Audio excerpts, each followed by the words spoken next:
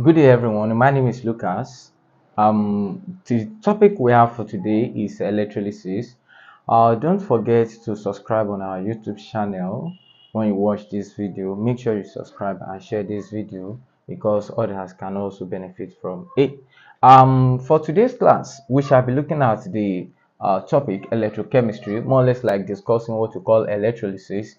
And here we shall be looking at calculation on electrolysis. First of all, what is electrolysis?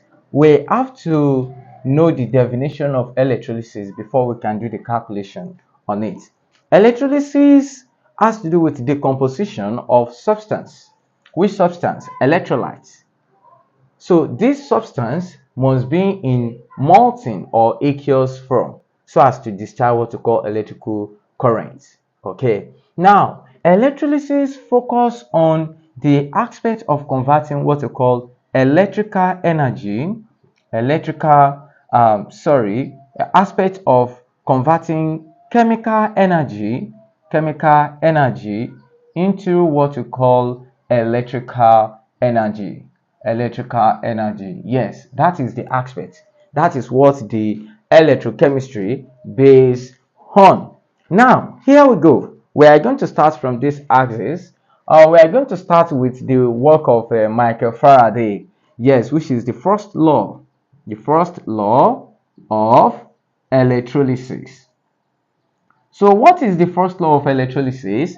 The first law of electrolysis states that the mass of a substance deposited during electrolysis is directly proportional. Take note of that. Is directly proportional to the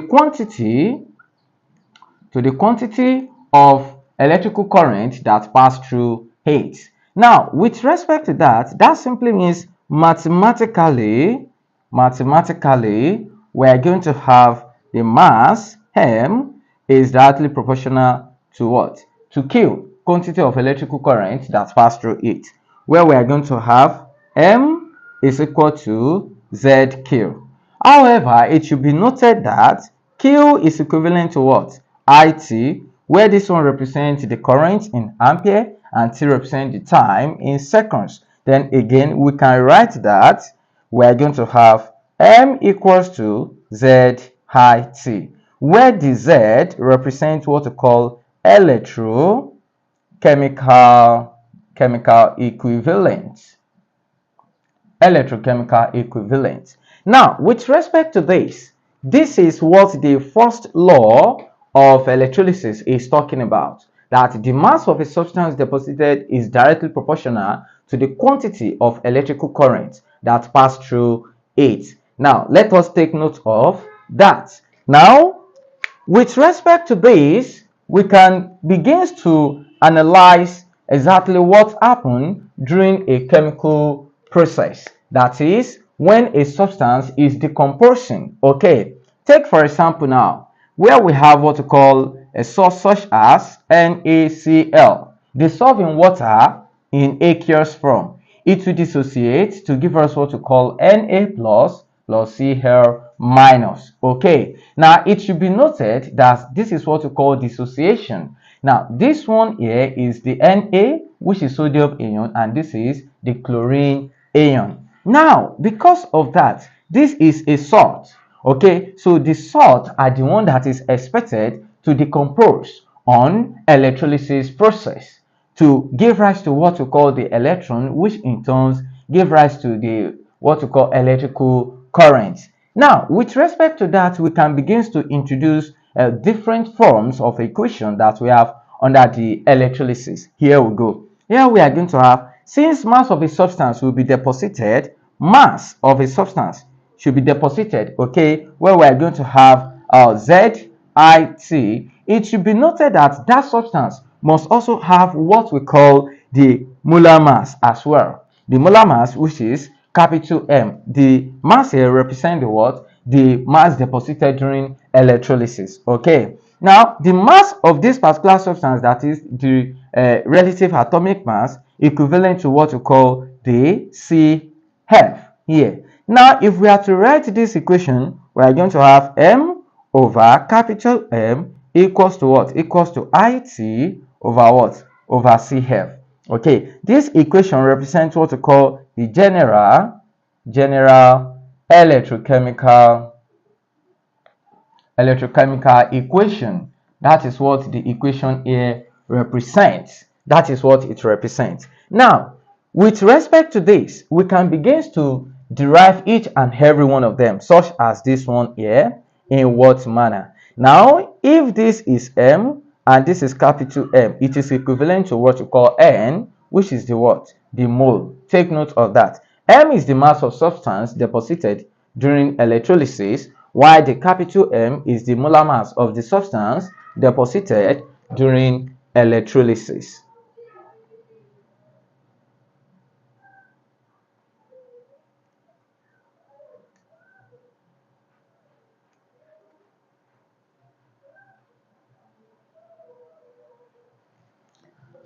However, now this equation that we also have here can also be written in form of this, where we are going to have Q equals to what?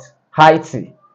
Okay, now with respect to that, we can rewrite this expression that we have in this place as where we are going to have N equivalent to Q over CF. Now, here the C represents what we call the charges. Now, the F represents what we call the Faraday constant, which is given in Coulomb. And 1 Faraday is equivalent to or equals to 96500 mole per coulomb or per coulomb. That is what we have there. So it represents just coulomb like that. Okay, sorry, coulomb.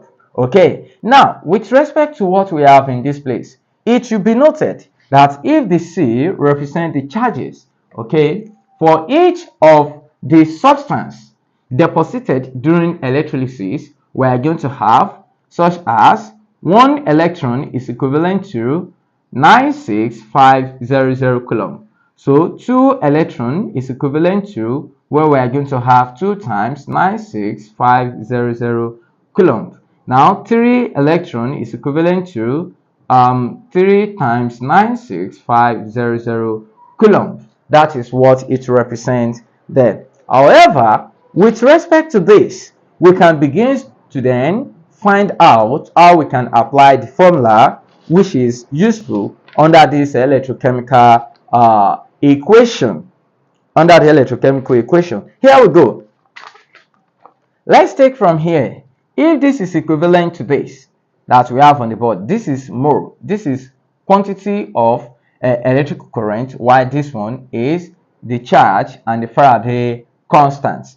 Now, we can begin to make each and every one of them subject of the formula. From here, we are going to have small m over capital M equals to what? Equals to IT over CF.